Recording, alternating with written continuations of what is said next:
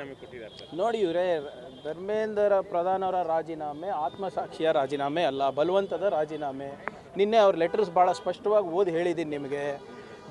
ಏನು ದೇಶದ್ರೋಹಿ ಶಕ್ತಿಗಳು ಒಂದಾಗಬಾರ್ದು ಅಂದ್ಬಿಟ್ಟು ನಾನು ರಾಜೀನಾಮೆ ಕೊಡ್ತಾ ಇದ್ದೀನಿ ಹೊರತು ನಾವು ಹೊಣೆಗಾರಿಕೆ ತೊಗೊಂಡು ರಾಜೀನಾಮೆ ಕೊಡ್ತಾ ಇಲ್ಲ ಅಂತಲೇ ಭಾಳ ಸ್ಪಷ್ಟವಾಗಿ ಲೆಟ್ರಲ್ಲಿ ಉಲ್ಲೇಖಿಸಿ. ಏನೇ ಇರಲಿ, ಅದು ಮೊದಲನೇ ಹೆಜ್ಜೆ. ತಮ್ಮ ಮುಖಾಂತರ ನಾನು ಮನವಿ ಮಾಡ್ತಾ ಇದ್ದೀನಿ ಪ್ರಧಾನಮಂತ್ರಿ ಅವರಿಗೆ, ದಯವಿಟ್ಟು ಪಾರ್ಲಿಮೆಂಟಿಗೆ ಬನ್ನಿ, ಹೆದರಬೇಡಿ. ಶಿಕ್ಷಣ ನೀತಿಗೆ ಏನು ಸುಧಾರಣೆ ತರ್ತಾ ಇದ್ದೀರಾ ಆ ನೀಲಿ ನಕ್ಷೆಯನ್ನು ಇಡಿ, ಒಂದನೇದು.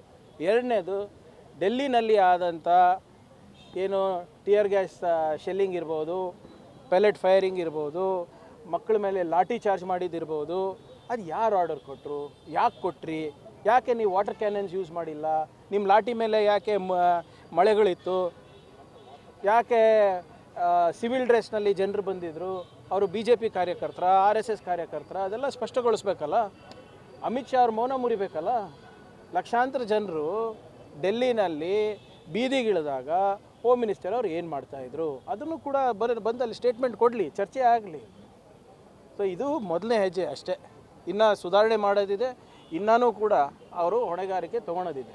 ಒಂದು ಕಡೆ ವಿದ್ಯಾರ್ಥಿಗಳನ್ನು ದಾರಿ ತಪ್ಪಿಸ್ತಾ ಇದ್ರು, ಅದಕ್ಕೋಸ್ಕರ ನಾನು ರಾಜೀನಾಮೆ ಕೊಟ್ಟಿದ್ದೀನಿ, ವಿಪಕ್ಷಗಳಿಗೆ ನಾನು ಎಲ್ಲಿದ್ದಾರೆ ಅದೇ ಹೇಳ್ತಾ ಇರೋದಲ್ಲ. ಎಲ್ಲಿ ಅವ್ರ ಪತ್ರದಲ್ಲಿ ಎಲ್ಲಿ ಬರೆದಿದ್ದಾರೆ, ವಿದ್ಯಾರ್ಥಿಗಳಿಗೆ ನಾನು ರಾಜೀನಾಮೆ ಕೊಡ್ತಾ ಇದ್ದೀನಿ, ಅವ್ರ ಭವಿಷ್ಯ ಸುಧಾರಣೆ ಕೊಡ್ತಾ ಇದ್ದೀನಿ, ಹೊಣೆಗಾರಿಕೆ ತೊಗೊಂಡು ನಾನು ಕೊಡ್ತಾ ಇದ್ದೀನಿ ಅಂತ ಎಲ್ಲಿ ಬರೆದಿದ್ದಾರೆ?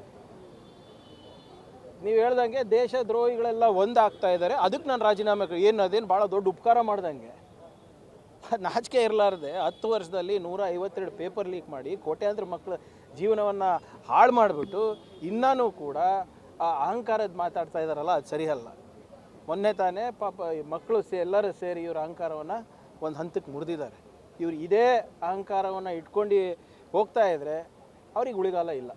ಇದೇ ರೀತಿ KPSLಲ್ಲೂ ಆಗಬೇಕು ಅಂತ ಸರ್. KPSL ವಿದ್ಯಾರ್ಥಿಗಳು I am 100% with them.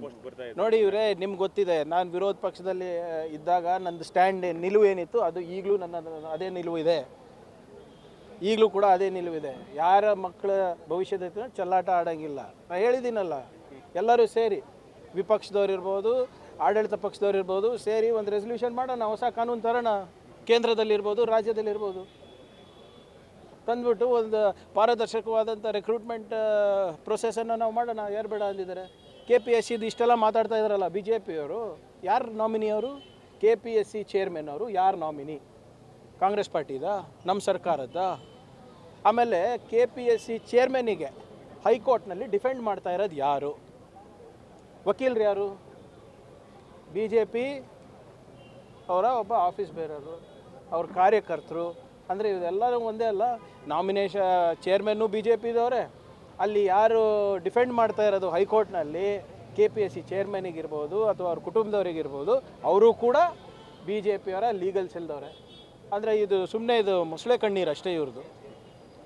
Okay, CM ಅವ್ರು ಮಾತಾಡಿದ್ಮೇಲೆ ಆಯ್ತಲ್ಲ. ನಾನು ವಿಜೇಂದ್ರ ಅವ್ರಿಗೆ ಆಹ್ವಾನ ಮಾಡಿದ್ದೀನಿ, ನೋಡಿಲ್ವ ನೀವು? ನಾನು ಎಷ್ಟು ಅಸಮರ್ಥ ಇದ್ದೀನಿ ಅಂದ್ಬಿಟ್ಟು ತೋರಿಸ್ಲಿಕ್ಕೆ ವಿಜೇಂದ್ರ ಅವರಿಗೆ ಫ್ರೀಡಮ್ ಪಾರ್ಕಿಗೆ ಹೋಗೋಕ್ಕೆ ಹೇಳಿ. ಇವತ್ತೆಲ್ಲ ಸೇರ್ತಾ ಇದ್ದಾರೆ, ಒಂದು 8-10 ಸಾವಿರ ಜನ ಸೇರ್ತಾ ಇದ್ದಾರೆ ಅಲ್ಲಿ. ಧರ್ಮೇಂದ್ರ ಪ್ರಧಾನ್ ಅವ್ರ ಬಗ್ಗೆ ಈ ರಾಜೀನಾಮೆಯನ್ನು ಆಚರಿಸಲಿಕ್ಕೆ ಹೋಗಿ ನೋಡೋಕೆ ಹೇಳಿ ವಿಜೇಂದ್ರ ಅವರಿಗೆ. ನಾನು ಲಾಯಕ್ಕೋ ನಾಲಾಯಕ್ಕೋ ಅದೆಲ್ಲ ಸೆಕೆಂಡ್ರಿ. ಫಸ್ಟ್ ನೋಡೋಕೆ ಹೇಳಿ. ರಾಜೀನಾಮೆ ನಾನು ಕೊಟ್ಟಿಲ್ಲ, ಧರ್ಮೇಂದ್ರ ಪ್ರಧಾನ್ ಕೊಟ್ಟಿರೋದು. ಲಾಯಕ್ಕು ಯಾರು ಅಂತ ಅದರಲ್ಲೇ ಗೊತ್ತಾಗ್ತದೆ. I urge Mr. Vijendra to go see the efficiency of Karnataka police in Freedom Park. I challenge him. ಹೋಗಿ ನೋಡ್ಕೊಂಡು ಬರಲಿ, ಒಬ್ಬರೇ ಹೋಗಲಿ, ಅವ್ರಿಗೇನೂ ಆಗಲ್ಲ. ಅಲ್ಲಿ ಜನ ಏನಾದರೂ ಅವ್ರ ಜೊತೆ ಗಲಾಟೆ ಮಾಡಿದ್ರೆ ಅದು ನನ್ನ ಸಂಬಂಧ ಅಲ್ಲ, ಬಟ್ ಅವ್ರಿಗೆ ರಕ್ಷಣೆ ಕೊಡ್ತೀವಿ.